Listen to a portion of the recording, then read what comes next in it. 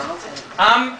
Steve Handel, who unfortunately Joan's husband, who cannot be here today because he's in Stockholm, he was going with me to the Yankee game, and he bet me $100 million that I would not make it to Yankee Stadium by 6:45. The game was starting at 7 because of all the traffic and so on.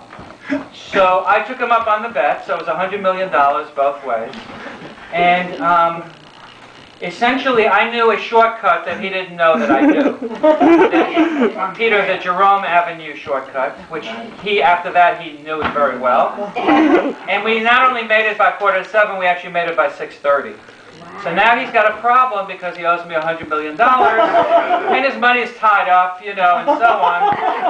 So essentially what he did was he offered me his own air sickness bag. Wait, no, that's the part, that's the background about the air sickness bags, is that Stephen used to collect airline teaspoons with the little airline logo on them, steal them from the airline. I have to have an LL one. Okay. And so a friend of ours was traveling around Southeast Asia, and he said to her, "Get me teaspoons."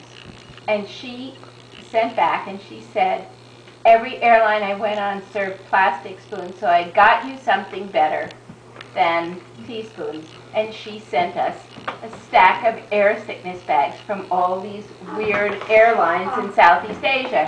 And Stephen says, "What am I going to do with this? I don't collect air sickness bags. The one thing that's on this earth that doesn't." So anyway, so he had them. So Steve had his collection, and he offered them to me.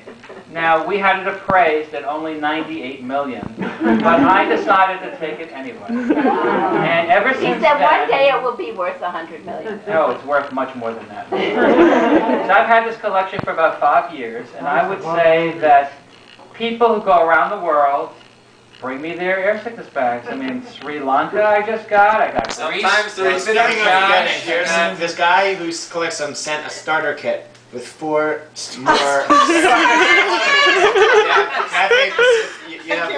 Cathay Pacific, Delta. But these are different years. Delta 91.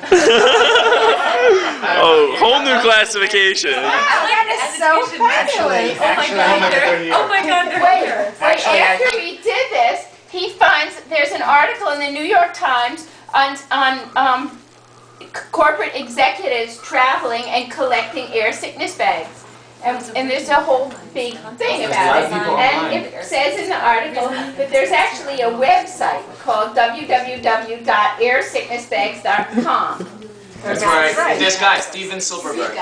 He has 1,500. Yeah, and not only that, but they're trading on eBay. You can buy them and sell them. I have in fact bought it. This guy said he'd love to trade with you. Ariel bought me last year Air Malta. Air Malta. Cost them $5 on eBay. Really? But some of the rare ones are going for like Six.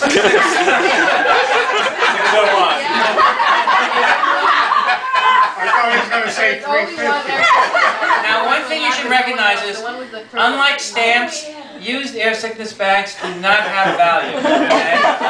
Unless it's somebody famous. Then it has value. I don't know if everybody knows this, but Doron actually, in his wallet, carries around the list of his collection. Absolutely. Well, you never know. I have to look these things up. But I do have these computerized. I know that I have this one here. For the same year? But you know what happens? I trade them. You know, then you trade This guy them. would love to trade with Or you. like, for instance, our shul is trying to give like a little gift to some of the deserving kids. So I give them like a starter kit, just like this. Only I give them like 50. I don't give them one. And I give them some good I ones. thought you were going to say they were giving out air sickness bags at Shul. That's from. It says where they're from on the email.